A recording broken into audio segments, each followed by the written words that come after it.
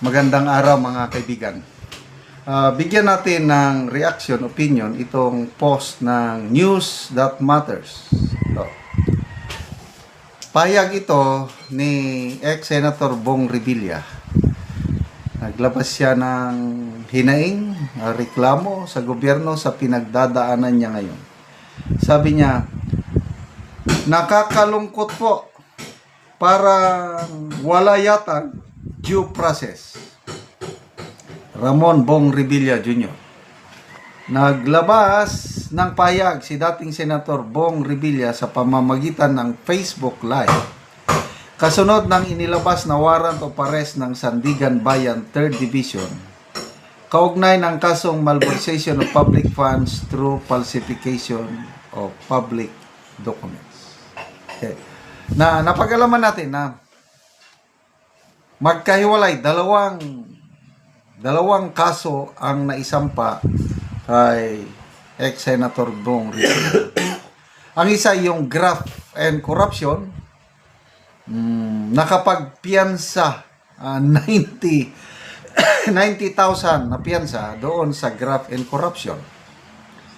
I think 4th Division sa Sandigan Bayan. Itong mas mabigat na kaso, malversation of public funds through the falsification of public documents. Hawak ito ng 3rd Division. Non-bailable. Baka ito yung nirereklamo niya. Sabi niya, parang wala yatang due process. Bakit alanganin yung parang wala yata? Makikita nyo, alanganin yung kanyang statement. Dapat sabi niya, walang due process. Tapos, i-state niya, anong nawala sa due process. Kasi ang pagkakalam ko, ganito. Ang korte, bago mag-issue ng warrant of arrest, titignan niya yung nangyari sa baba. Ibig sabihin dito sa ombudsman. Nagkaroon ba ng preliminary investigation? Yun ang due process. Ang una dyan, i-file yung reklamo sa ombudsman. So, ang due process, isusubpuena itong inakusahan, Senator Bong Revilla, at magsasubmit siya ng counter affidavit. Ang alam ko niyan, dalawang round yan eh. Nagreklamo ICI o ang DPWH, sila nag-file ng reklamo sa ombudsman. So puwena, ang due process ganito. Pagkatanggap ng subpoena, mag-submit ng counter affidavit itong kampo ni ex-Senator Bong Revilla. Yung counter affidavit niya, furnish ang DPWH or ICI, magsasubmit ng reply. Pag-submit ng reply, ang kampo ni ex-Senator Revilla, magsasubmit na naman ng counter reply. And then, ang ombudsman, i-assess niya na kung may probable cause o wala. Pag nakita ng ombudsman na may probable cause, yun, nagsampa na siya ng kaso sa Sandigan Bayan.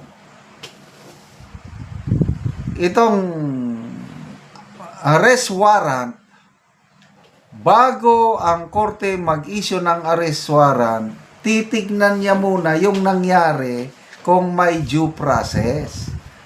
I don't believe na mag-issue ng warrant of arrest yung Sandigan Bayan kung hindi nasunod ang due process sa ombudsman. So itong warrant of arrest is still a part of due process. Problema nga lang dahil non-bailable, kulong siya. So habang doon na, ang next na dyan is arraignment na tinatawag. Yung bang you plead guilty or not guilty. Yun ang arraignment. Pag sinabi na guilty, yun, mapapadali na yun. Pag nagsabi ang akusado na guilty, I plead guilty, wala ng trial, ang judge magbibigay na ng hatol, kailang mas mababa ang hatol kasi nag-plead guilty. Kailang karamihan yan sa due process, not guilty. Kaya dahil not guilty, tuloy ang trial. Iseset na ngayon ng yung mga hearing. Ganyan ang due process. So, hindi ako naniniwala na walang due process dito sa nangyari kay ex-senator Revilla. Okay, tingnan natin ang people who reacted. 76,000 ang nag-react, 67 tumatawa. Hindi sila naniniwala dito kay 7,400 lang ang nag-like. So, halos 90%. Then, comments. Tingnan natin ang comments ng taong bayan.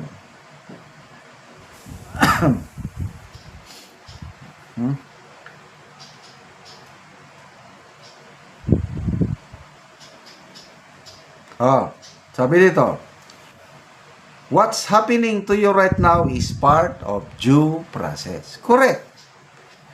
Marbs Suyom, from Napoles until Diskaya, suki ka na talaga. Oo nga. Dapat natuto na sana dahil na-involve na siya sa Napoles scam. Christopher Salazar, nung nangulimbat ka ba, may due process? Ernest Ligon, may warrant of arrest nga which is part of the due process. Nosads Melon Surids, due process, overdue ka na, loko.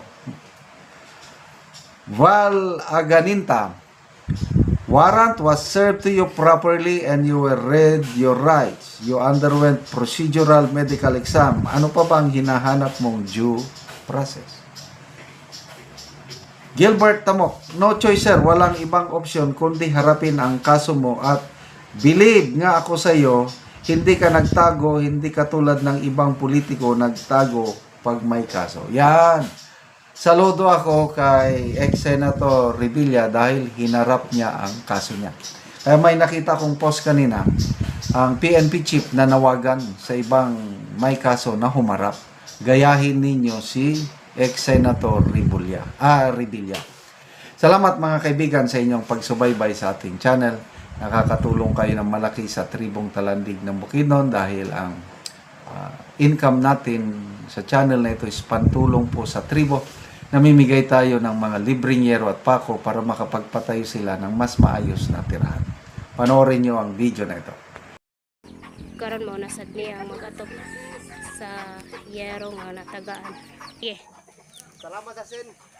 Nakabalay na with ko sa inabang. Okay na. So mo nilang balay na ilang atupan og yero.